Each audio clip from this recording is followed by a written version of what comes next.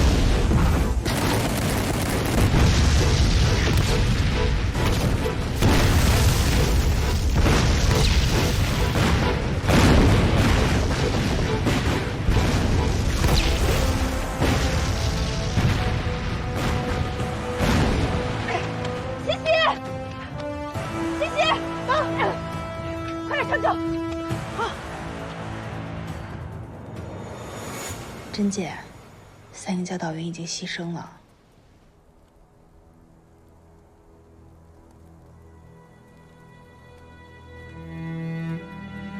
大家给我仔细搜寻，不能落下一个伤员，听见没有？是。李主任，李主任，团长、政委，请你马上去指挥所。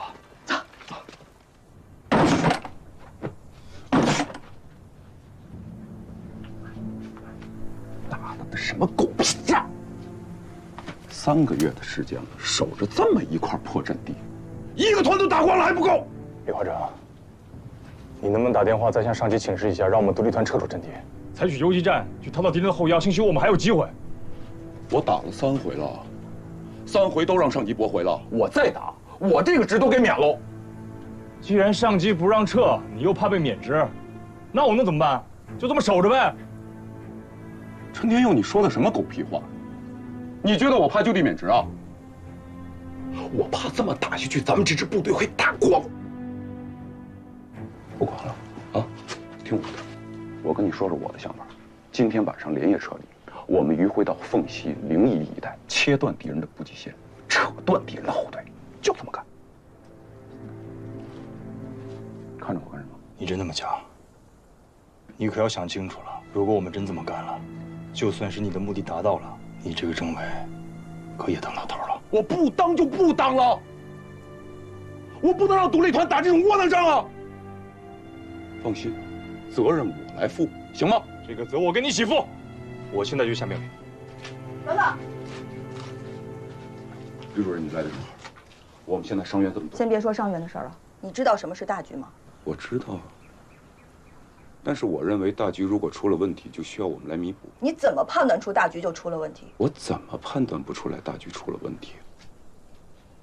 吕主任，你自己长眼睛了，请你看看，这是最近几天的战报，可以自己看。那么，请你告诉我，你觉得大局没问题吗？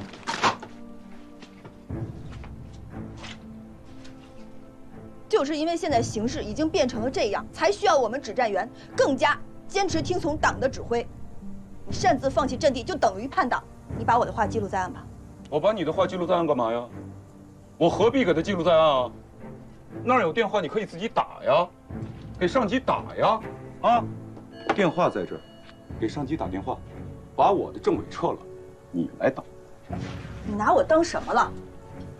我并不反对你的方案，但前提是行动之前必须向上级报告，否则你别想走出这个掩体。问题是上级听我们报告吗？我打了3回了，上级管过我们吗？知道为什么吗，吕主任？因为我们上级的上级把这个闽西农村当作苏联大城市来布置战术了。不信的话，你可以去问问，你可以去打听打听，你看看战士们他们怎么说。我不聋，我也听到了，但越是这个时候，我们越需要坚持听从党的指挥，否则后果只会更加严重。吕震，你要面对事实，等到敌人发动下次大规模进攻的时候，也许就没有我们这个独立团了。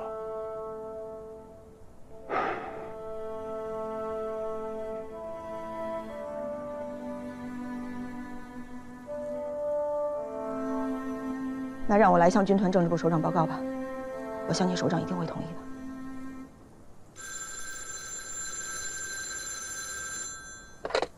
独立团政委李化成，首长。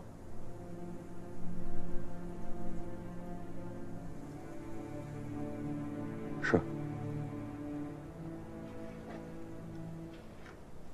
是。首长放心，保证完成任务。独立团一定按时到达松毛岭站位。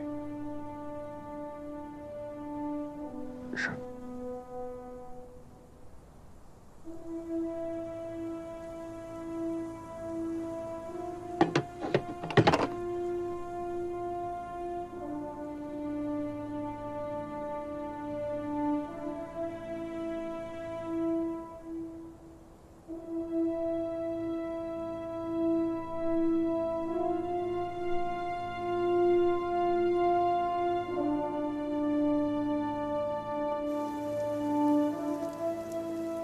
200里路，限时24小时赶到，神仙也做不到啊！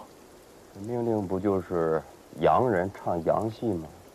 这是中国军委的命令，做不到，我们也得做到。政委，我能不能发表点我个人的意见？那我直言不讳啊，这几天的战报我都看了，我们都知道。名义上，松毛岭是我们红9军团跟红24师固守的南大门，2万多人。可这几个月扛下来，我们剩下不到5000人，而国民党军第36师、第10师、第25师共计3万余人，在敌人轰炸机强大的火力支持下，势不可挡。这个时候，中国军委这么大老远调我们这支损兵折将的独立团去支援松毛岭，什么意思？去了也是杯水车薪，而且24小时200里地啊，黑天白天的跑，得不停的跑，还全是山路，打什么仗？跑过去都累死。这个命令说明2点：第一，松毛岭告急了；第二，红军已经无兵可调。对，虽然这个命令是中国军委下的，可在这种捉襟见肘的时候，这种调动挽救不了败局，去了就是死。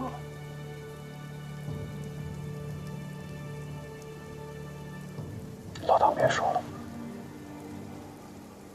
，24小时200里地，没时间讨论。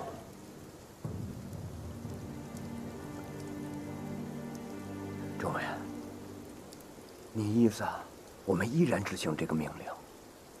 不然呢？有其他办法吗？必须执行。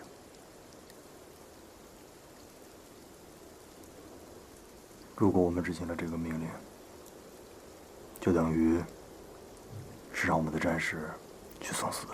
对，要执行。不对也要执行，这是对一个红军指挥员最基本的要求。吕主任，事关我们队伍的生死存亡，你不能这么较真儿。在这个原则问题上，就得较这个真儿，否则怎么打胜仗？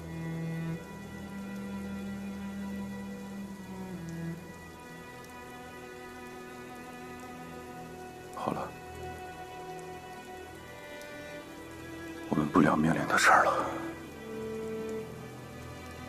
吕主任，我和团长商量了一下，想让你留下来。为什么？我们队伍的伤员实在是太多了，就让你把他们安排到老乡的家里。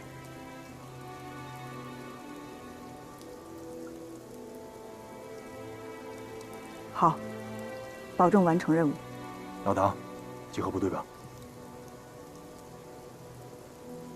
对的要执行，错的也要执行。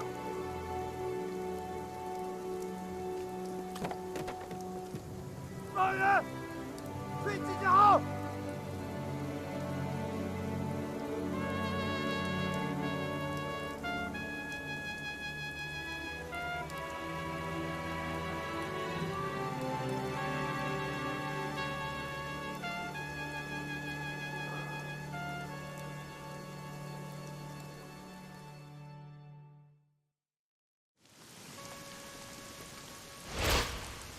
苏州，咱们还有多少口粮？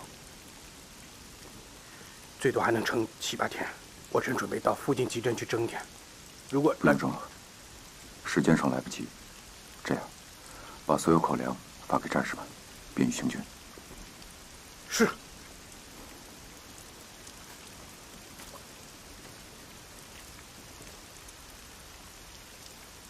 各营报告人数。报告团长，一营集合完毕。轻重伤员还剩123人。报告团长，2营集合完毕，轻重伤员加许，还剩108人。报告团长，3营集合完毕，牺牲在内，还剩98人。同志们，让我们向永远留在这块阵地上的战友告别吧。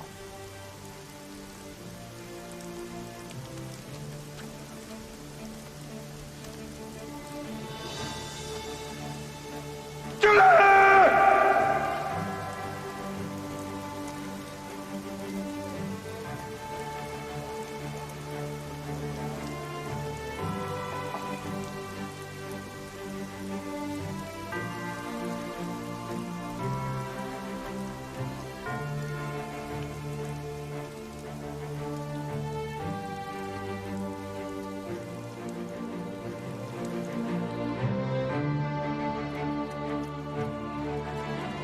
！2个多月前，红军曾取得温芳战斗大捷，那是第5次反围剿作战以来少有的胜利。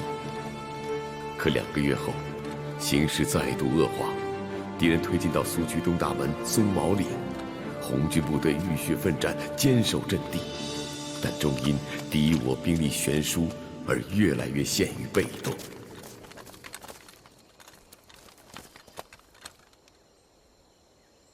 你搞什么名堂？你别耽误时间了，赶紧走吧。我说，李真同志，你得给全团做出一个服从命令的榜样啊！我已经按照团长、政委的命令安顿好了所有的伤员了。你服从什么命令呢？我们是让你留下来。我留下来干什么？安顿伤员。我已经安顿好了呀。不是，我想问问你，这么短的时间之内，几10位的伤员，你怎么安顿的？报告政委、团长，我们把伤员都交给苏维埃了。你们怎么能把我们的伤员推卸给群众呢？赶紧回去！我们现在人生地不熟，把带不走的伤员交给当地苏维埃政府才是最好的办法。你较什么真儿啊？现在哄他走也来不及了，赶紧走吧。继续前进。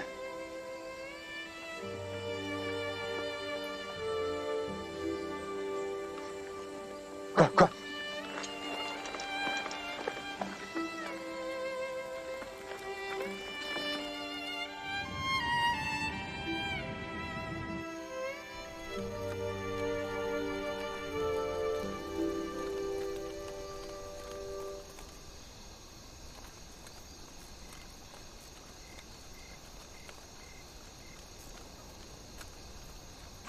稍等一下，同志，你们是从松马岭下来的吗？是啊，是啊，打得太惨了，我们的红军兄弟啊，真是太英勇了。松马岭主力战场吃紧，如果连这里都守不住的话，那么就会彻底失败。再接下去，整个苏区都会沦陷。辛苦了，同志，你们赶快走吧。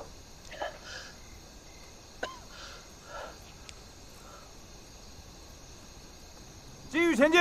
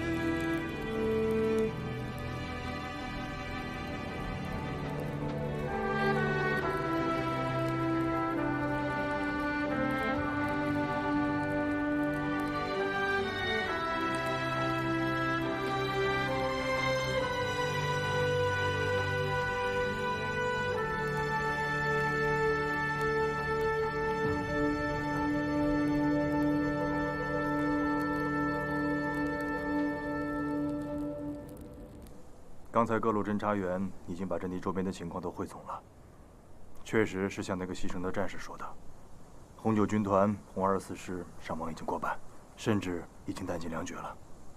可他们还坚守在自己的阵地上，等待上级的命令。他们怎么那么死心眼儿啊？这都弹尽粮绝了，还等什么命令？赶紧撤呀！派人联系过了，他们说，没有上级的命令，是绝对不会撤的，就算是死，也要和阵地共存亡。说实话，只有共产党的军队能达到这一点。他们不是在坚守一块阵地，是坚守一个信仰。我们到这个阵地来，没有看到胜利，却在兄弟部队的身上看到了信仰的力量。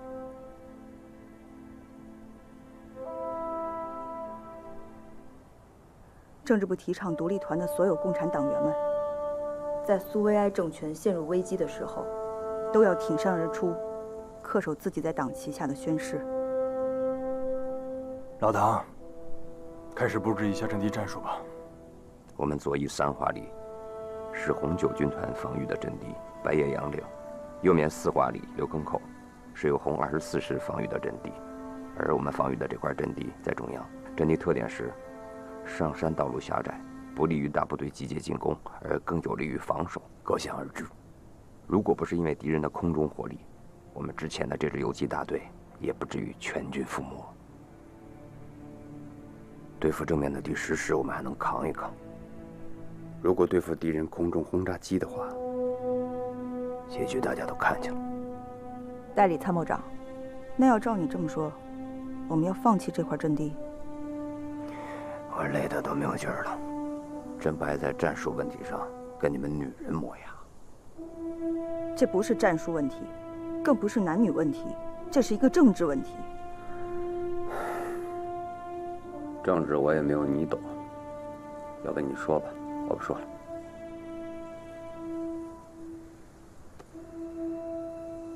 代理参谋长，我感兴趣，接着说。鉴于当下实际情况，我做出如下战术部署：刘山桥，你们3营埋伏在左翼高地，等敌人打起冲锋时，不要急于出击，一定要等敌人的先头部队越过我们的阵地之时，再突然发起截腰攻击。是。孙大成，哎，你们2营埋伏在右翼高地，跟3营成犄角之势，掌握时机，也是截腰攻击，保存实力，不要轻易出击。明白。哎，3营什么左翼啊？他是什么保存实力了？我1营干嘛？看他戏啊！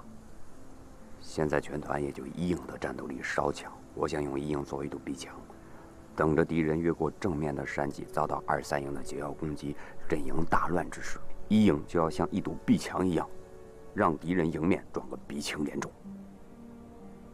明白。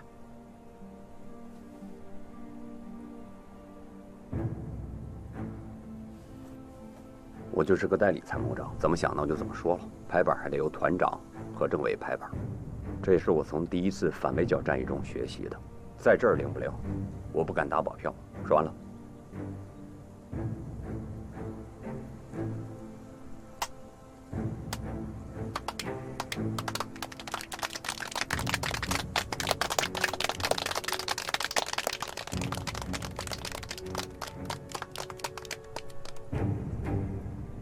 各营长都听清楚了，进入站位，随时做好战斗准备。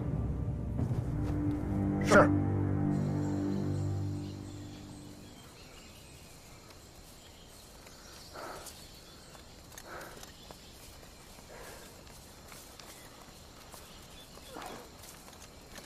你别说，这地形选得不错。唐运龙，这代理参谋长“代理”2个字肯定要去掉了。这家伙打仗啊，还真行。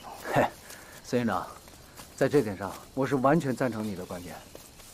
2营长，我是出发前才调到2营的，具体的2营的情况还不是特别的了解，还希望你多多担待啊。我把你调到2营，把林木之气坏了。嗨，没有，说实话，是有那么点儿。说正事儿啊，你看，最近部队里士兵的士气不是特别的好，总有一些说闲话的，你都听见了吧？听见了，也没什么可担心的。真的打红眼了，谁都不会往后退缩的。哎，这段时间我算打出经验了，那子弹呐，专找的怕死的人打。你怕死吗？孙大哥，你说什么呢？生命是宝贵的，谁都怕死，但是也得分是什么时候。你肯定比我怕死，哎，因为你有牵挂。你不像我，我无牵无挂呀，我死了无所谓啊。可你呢，还有你的景妹子，你说你们俩还没洞房花烛夜呢，你就死在这松毛岭上，多不甘心呐！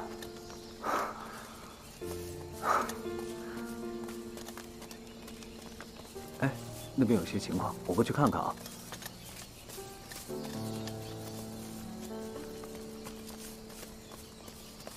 爹，娘，我们孙家就靠我活下去，传宗接代了。保佑我吧，儿子实在不想被埋在这荒山上。保佑我吧。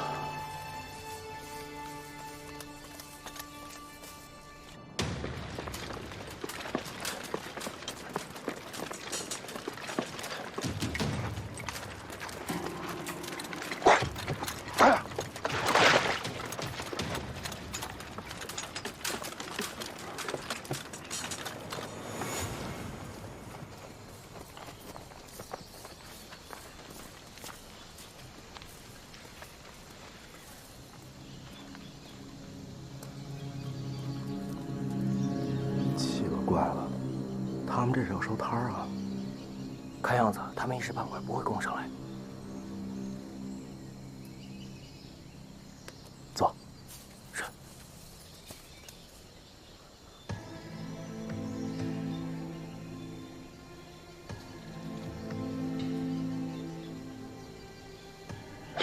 师座，这盘棋我又输了。刘备，北良，再给你一次机会。报告，36师急电，念。我部将在1小时后，在总部轰炸机的空中支援下，向红九军团残军发起最后一击。望你部从左翼发动猛烈进攻，突破防线后，侧击红九军团，以策应我部一举歼灭，突破防线。齐北良，师座，36师让我们现在就36师和我们不是一个爹娘生的，不用管他们。可是现在的战局，如果我们不跟36师协同作战的话，那会不会上座？我心里有数。昨天轰炸机这一通刷破，正面部队已经都清扫干净了，剩下的只是一些卒子而已。而且，我们什么时候想要越过红军的楚河汉界，抬抬腿就过去了。我本来不想孤军深入，想等36师和85师的进展再择机行动。可他凭什么让我去策应他？跟他们回电，就说我部与贵部同时行动。是。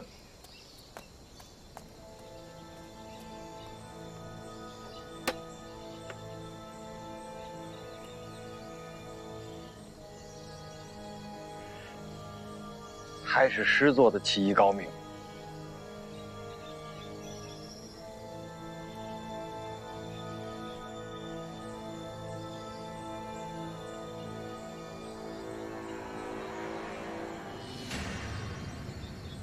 第10师按兵不动，对，没有任何要进攻的迹象。是敌人麻痹轻敌啊，还是另有计划？我倒是突然之间想起一件事来。前几年蒋桂战争爆发，这2支部队可是各为其主，刺刀见红的。所以我觉得何明仁会不会有可能根本不想配合桂系部队作战？那看来我们进入无战事了。我不这么看。那你有什么想法？九，爸，通知各营长和教导员，还有党员同志来团部开紧急作战会议。是。开什么紧急会议？咱们几个人先碰个头吧。红九军团红24师的情况，大家也都知道，而且我们的当面之敌，现在在按兵不动。我认为这是一个战机，考验我们独立团政治觉悟的时候到了。我们应该当机立断，做出一个选择。我知道你在想什么，我坚决不同意。你是觉得我们独立团牺牲的人还不够多吗？还要跑那边去增援？天佑，战局稍纵即逝啊，我们不能再犹豫了。而且驰援兄弟部队有利于我们固守松毛岭的防线，也有利于我们保卫苏区。你这个态度让我有点不好理解。我们的任务是坚守这块阵地，是中国军委给我们下达的命令，我们必须要执行。但是我们指挥员应该根据实际情况做出战术调整啊。实际情况就是我们独立团从600多人打到现在，只剩300多人了。对面的敌人是1个师，还有敌人轰炸机在天上飞来飞去。刚刚到这的惨状你忘了吗？啊！既然我们的命令是坚守这块阵地，能守一时就是一时，守得住是我们的运，守不住是我们的命，我认了。但是你想给我们的部队增加额外的负担和额外的牺牲，这件事情我坚决不同意。吕震同志，这件事你怎么看？我觉得这不仅仅是一个军事选择，更是摆在我们面前的政治决断。别政治的了，行不行？他看得见摸得着吗？我说你能不能让他把话说完呢？首先，我坚决支持政委的意见。其次，红军队伍要有全局观念，不能只顾局部利益。我再提醒你一下，政治处主任同志，我们从200多里外奉中国军委的命令跑到松毛岭来，你觉得我们考虑的是局部利益？可是保护整个苏区寸土不失，才是党和苏维埃的最高利益。天佑，天佑，这样，我们好好分析一下局势，我们就明白了。首先，我同意吕震同志说的话。什么叫政治啊？我理解的政治啊，看得见、摸得着、实实在在的事儿。那么站在政治的角度上，我们应该做何选择？红九军团红24师和我们独立团是什么呀？是一盘棋上的车马炮卒。那么我们要想打赢这场战争，应该怎么做？协同作战吗？车杀、马跳、炮轰、小卒过河，只有这样，我们这一盘棋我们才能打赢。很简单的一个道理，但是要做到，我们必须依靠政治。我还是不同意。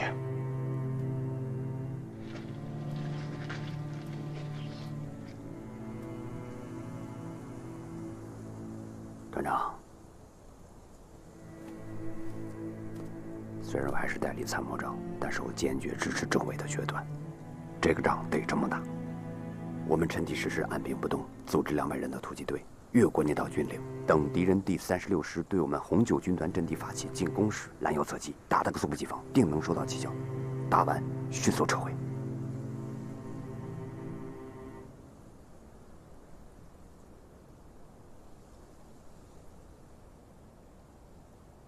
好，既然你们都这么坚持，那我持保留意见。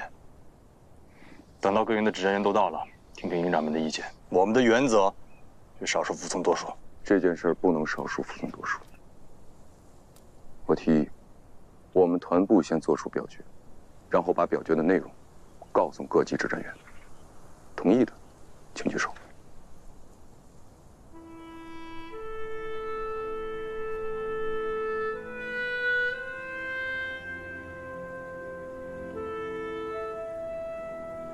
那就3比1通过吧。你为什么不举手？因为我不希望我们的队伍像前面的兄弟部队一样，永远的留在松茂岭。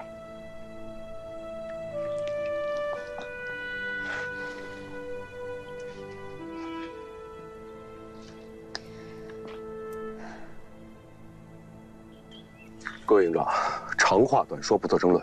团部已经做出决定。抽调200人当做突击队，向红9军团靠拢，策应他们作战。大伙去准备一下啊！哎，等会儿，团长，是咱自己保得住保不住还不一定呢，这怎么还策应别人去啊？营长，服从命令，听指挥，有意见先执行后发表，这不是服从不服从的问题。营长，你闭嘴！是那程同志，你一个共产党员怎么能这么说话呢？就因为我是共产党员，我才不能执行错误的决定。孙营长。这件事我们不讨论了，行吗？行吗？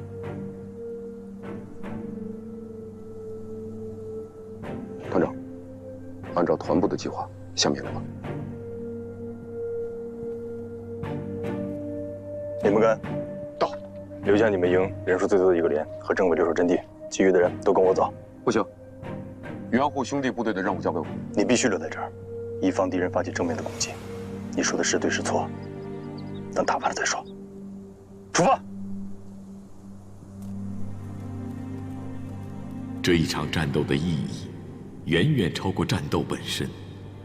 虽然指战员们思想上并没有完全统一，但行动上，都做到了服从命令、听指挥。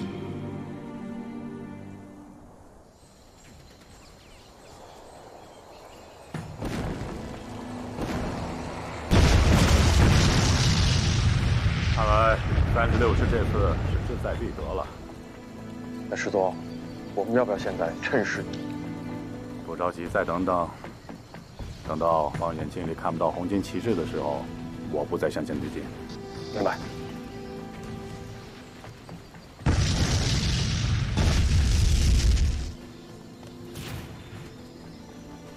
见鬼了！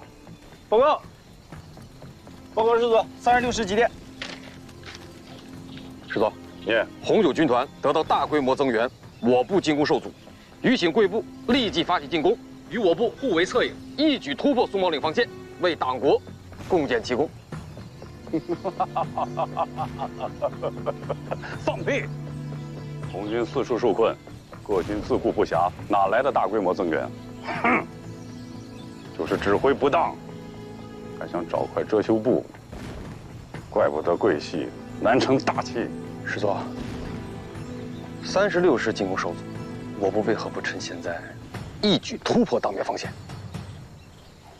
命令66团向前推进，午时之前必须全面越过防线，并且向总部报告。66团怕不堪重任，就是因为66团这盘棋下的不好，所以我才给他们次机会。放心，对手已经不行了，活着的不过是些过河的兵卒罢了。是，知下明白，现在就去传达命令。嗯。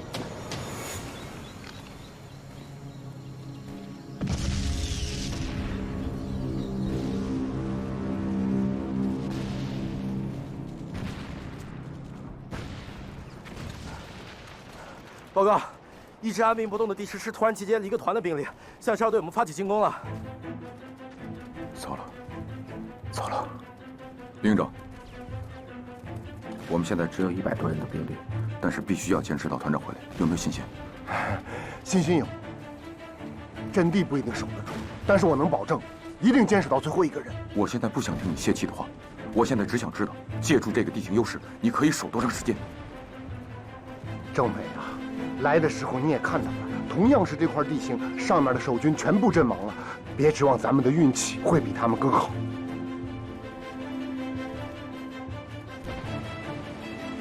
不过政委，我们一营一定全力以赴。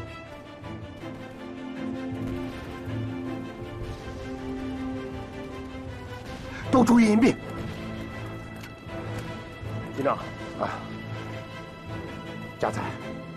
这是最后一道防线了，去把所有人给我带上来，所有人都带上来。哎，你告诉他们，越怕死，就越容易死，这就和打架一样，要想自己站直了，就必须把敌人给我干趴下。就这么点地久了。哎，大家伙都听好了，每个人找一个能打死敌人，敌人又打不死你的好地方，准备战斗。队长，这仗怎么打呀？拼了命打，哪有那么多废话？是。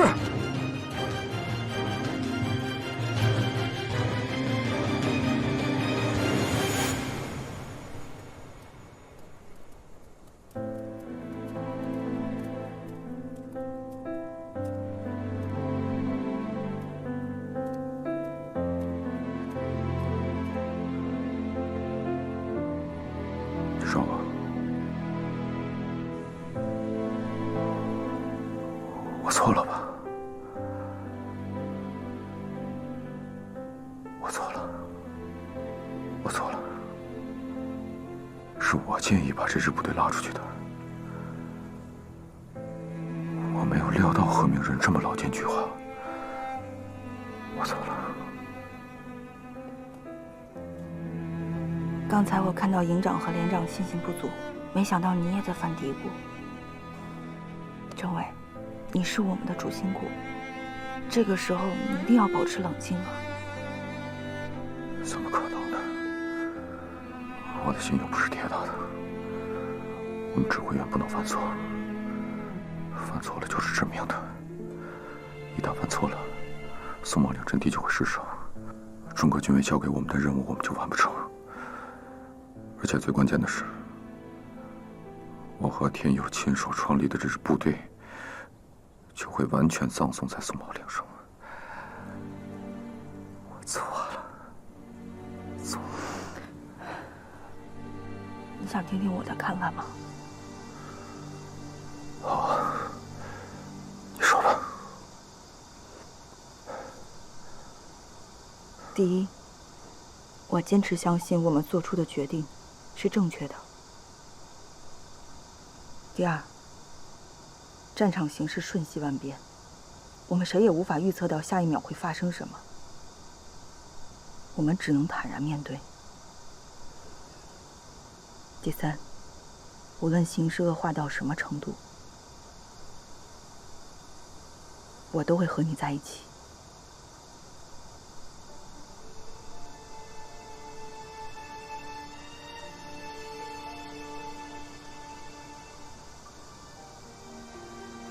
谢谢你。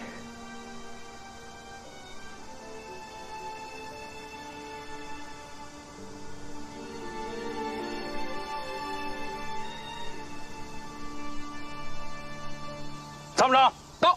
越过松毛岭，第一件事应该做什么？当然是向上峰请功。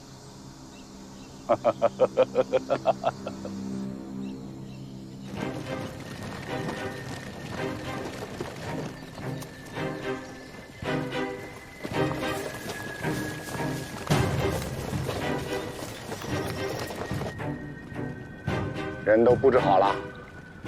布置好了，营长。准备战斗。接手枪的，瞄准了打。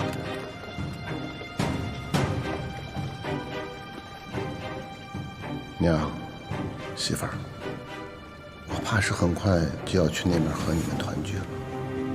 可我不甘心的是疯兔子还活着。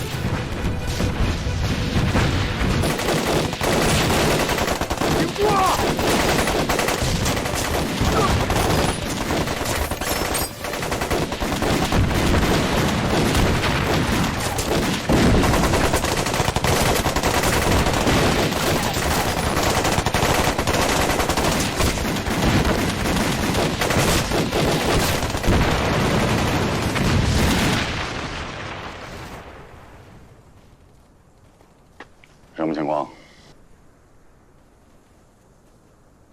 师座，我们轻敌了。怎么可能？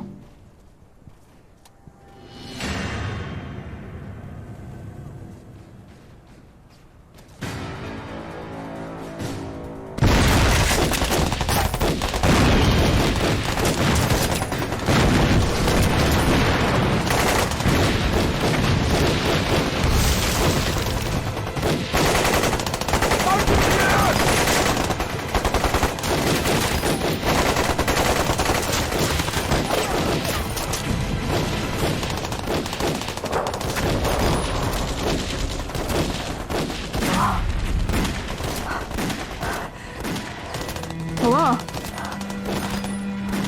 小王，小王，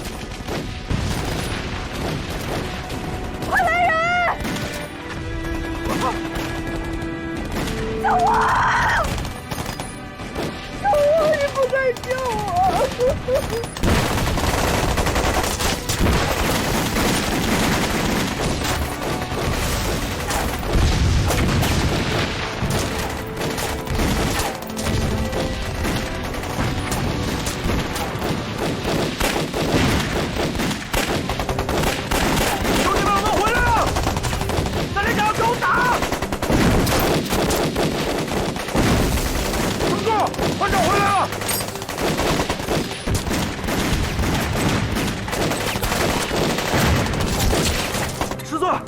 我们遭到当面之敌，猛烈抵抗，前进不得。应该是共产党的援军到了。以直下估计，至少有2到3个营的兵力，火力很猛。他们现在还占着地利优势，我们实在是攻不上去啊！喂，师座，喂，快让总部的轰炸机来轰炸！中档子，总部的飞机这么好降的吗？你给我顶住！你给我过来！正面的敌人不都击溃了吗？哪里冒出3个营的胜利军？见鬼了吗？师座，36师停止进攻了。别管36师了，把66团给我撤下来。记住，搞清楚情况再进攻。是，呼叫66团，快！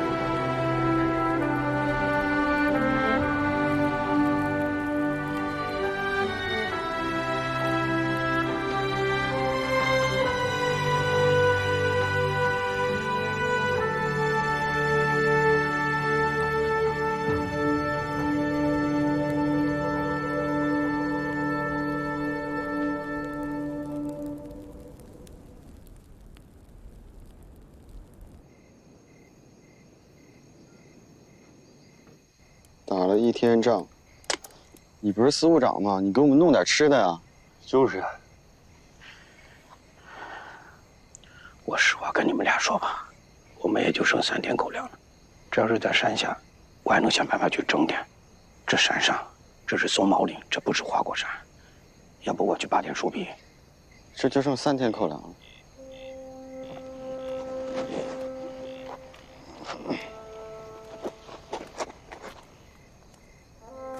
大头，我刚刚说的政委没听到吧？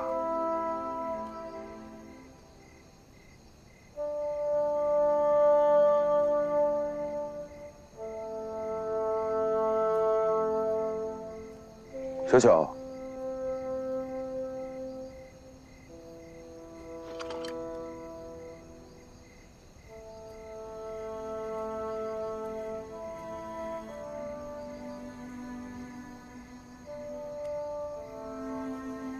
吃吧。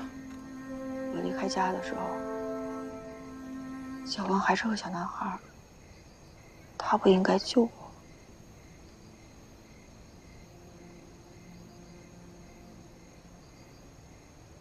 他现在也是个孩子。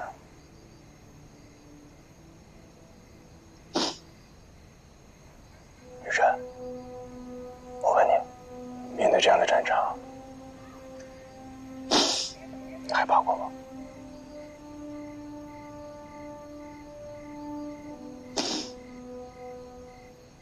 哥，因为我出生在地主家庭，生活在被人仇恨的目光当中，体面，但是没有尊严。我当初离家出走的时候，只是想解脱自己。可是我们遇上这么一个风起云涌的时代，任何一个有热血的青年都不会置身事外的。你知道我为什么参加共产党吗？是救赎。父辈让我们背上了家庭的原罪，只有我们才能救赎自己。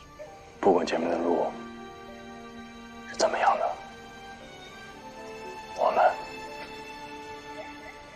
都要义无反顾地走下去。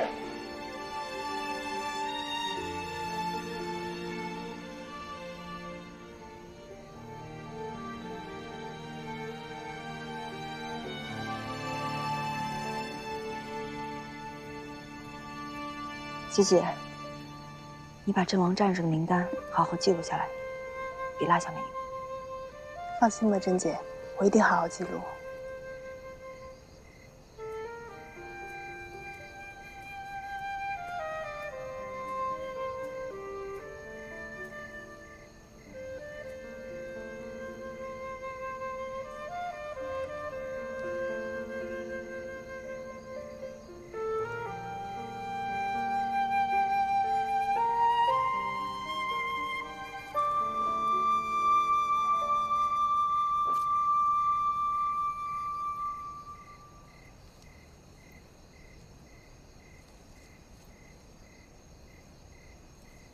华成，我知道你心里不舒服，但是现在战役形势一天比一天严峻，我们的战士都在面临着前所未有的考验，所以我想把党员同志们组织起来，在阵地上举行一次党旗下的再宣誓，把陈天佑同志没有完成的仪式一起完成，你觉得怎么样？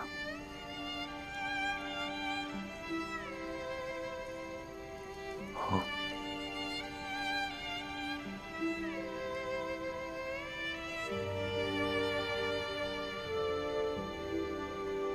哼，给乔王爹的画好看吗？好看。一点儿都不好看，我太笨了。再叠一个。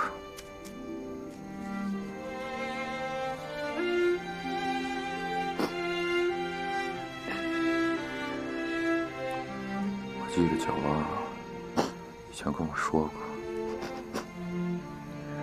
他呀。最不喜欢别人哭。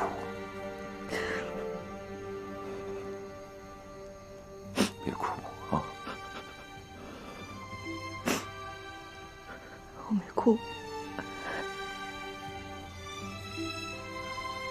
兄弟，哥哥送你一朵花，别嫌哥哥手笨啊！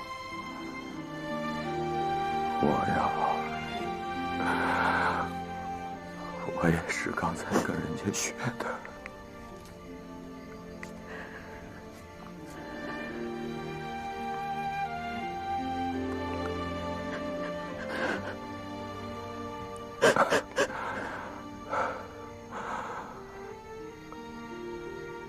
二弟。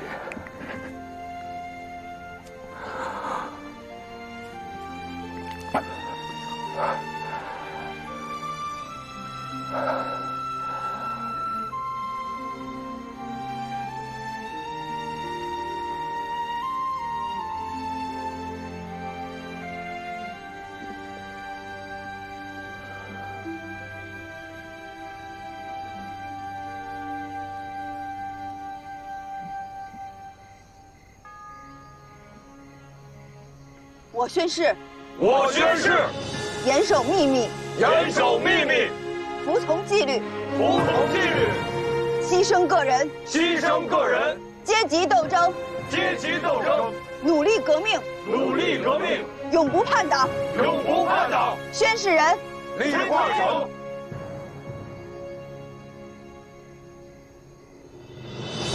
我刚才把当前战场的情况向大家做了一个如实的通报。当然，我这个通报仅仅限于特委所能了解的情况，并不全面。但有一点，我们必须要意识到，所谓御敌于国门之外，是不切中国实际的教条主义错误路线。而共产国际军事顾问坚持这一错误路线，而导致了眼下不可挽回的战役败局。这已经是一个不得不承认的残酷现实。但我相信，中国共产党领导的工农群众革命事业，绝不会因为一次失败而终止。我们要看到眼下失利的同时，看到全国的好形势。红色根据地不仅在我赣闽大地，在湖北、浙江以及陕甘宁边区都已经蓬勃地发展起来。第二，蒋介石反动当局，在中华民族遭受日本帝国主义侵略的危亡之时，顽固坚持攘外必先安内，已经越来越不得人心。在全国范围内掀起了一浪高过一浪的反蒋浪潮。我党的政治主张已经成为全民族的呼声，这股势潮是任何势力阻挡不了的。蒋介石想在赣闽大地一举剿灭红色，从此一劳永逸地巩固他的独裁政权，是注定要失败的。但我们眼下的形势却一天比一天恶化。今天，我们召开这个会议，就是想向同志们传达福建省委的通报：我们的中央红军，也就是说红一方面军，随时会做出战略转移的决策。这是要转移到哪儿去啊？怎么转移？什么是战略转移啊？就是说，党中央和红一方面军暂时撤出苏区。对，撤出去我们去啊！中央红军一走，我们不一下子又回到从前了吗？中央红军不能走啊！是啊，首长，红军一走，这苏区变成了白区，那些土豪民团再回来欺负我们这些穷人，我们还能有活路吗？啊！撤出去了，对呀。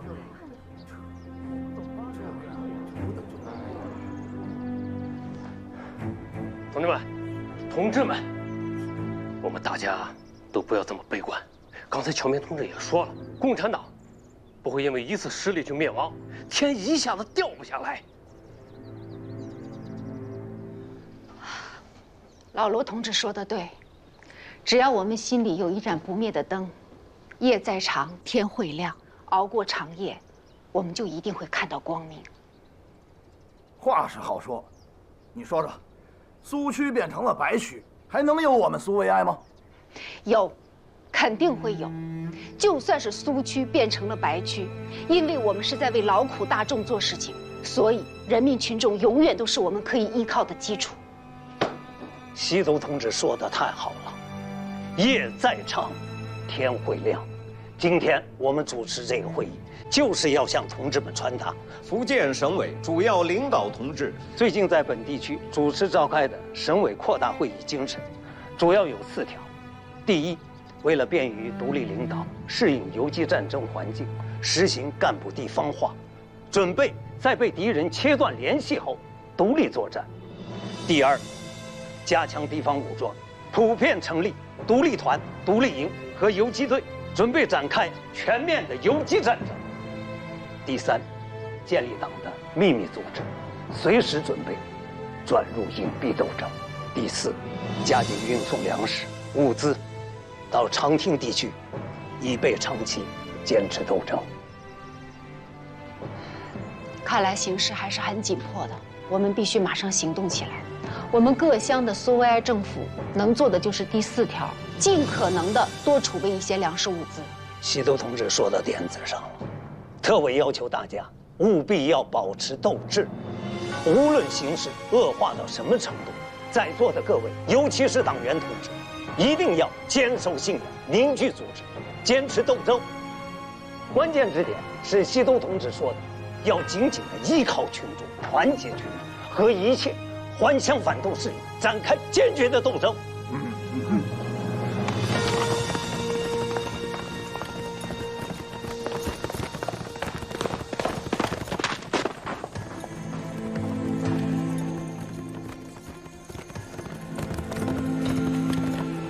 别打头，留活口。是。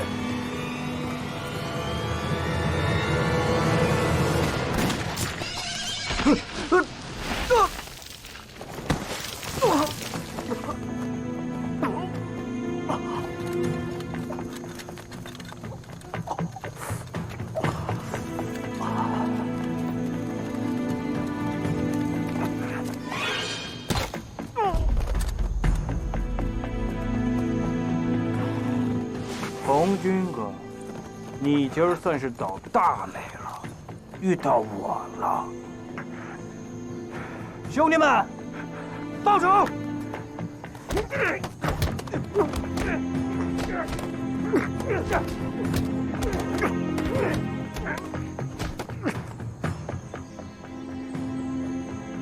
解恨吗？解恨！不解恨，这只是挠挠痒。等天完全变过来了，那个时候才是解恨。来，把他扔下去。停，就让他暴尸在这儿。我就是要那帮穷小子看看他的下场。去把他包给我摘过来。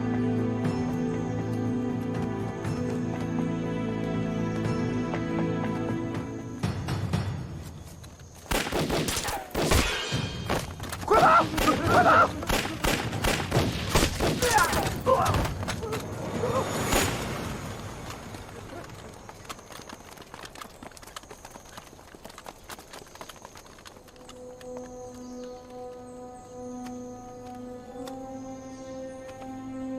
同志，同志。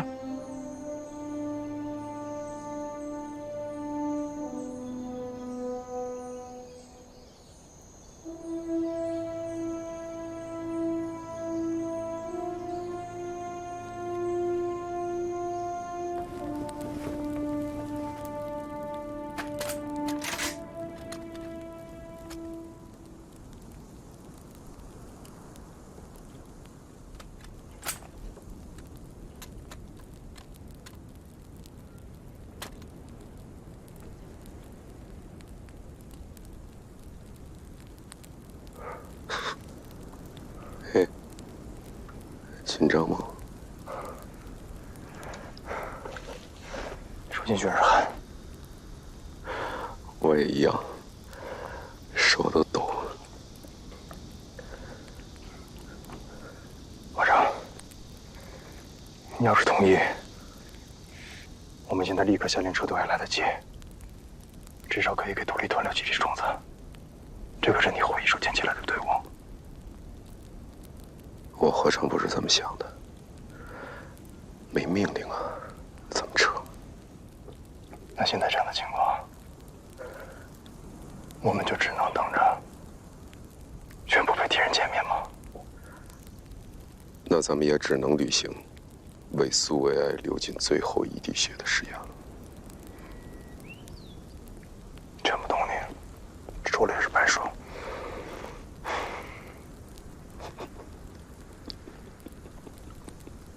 笑什么？你猜我想起什么来了？我总觉得下辈子咱哥俩可能还得在一块儿。下辈子，我告诉你，华长，我这辈子遇上你，就够够的了。下辈子再遇上你，我可不跟你做兄弟。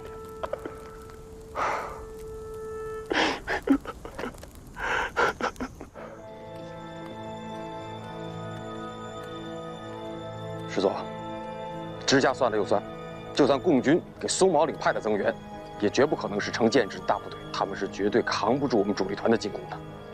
天黑之前，必定可以突破防线。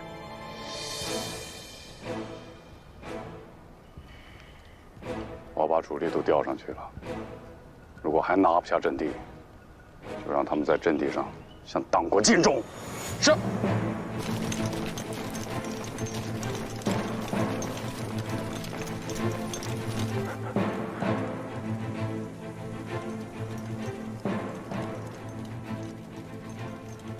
差不多了，该上路了。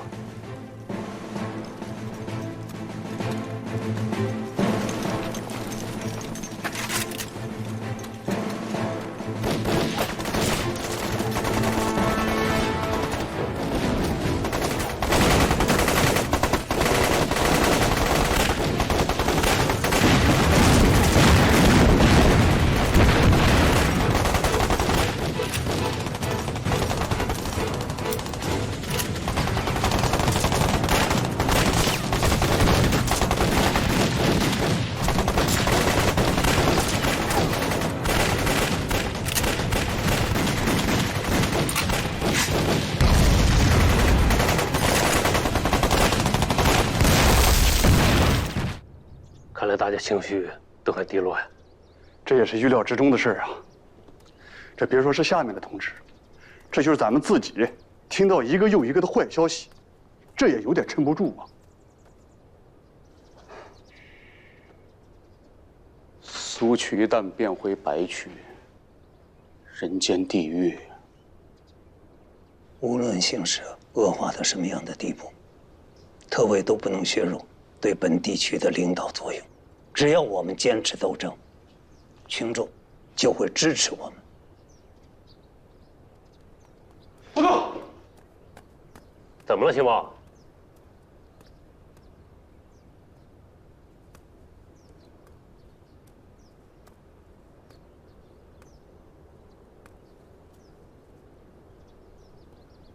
有一名红军通讯员在去松毛岭的路上被民团用石头活活打死。啊！看看，这反动民团这是按捺不住了，这是。要是真的变了天，我们的地区群众就必然要承受他们无法承受的阶级报复。这是上级给松毛岭独立团的撤退命令，10万火急啊！一定要尽快的送上去，否则独立团就是松毛岭上一支孤军啊！三木同志，你辛苦一等，把他送上去。全民同志，我还召集了几个人要研究一下歼灭青野的一个具体措施。三木同志，你有事让我去吧。苏书记，让我去吧。我就是怕要把命令送到独立团。兴旺同志，辛苦你了。请放心。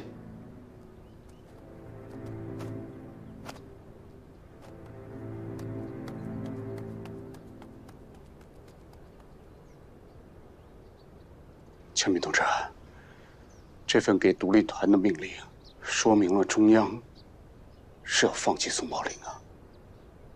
看来形势急转直下呀。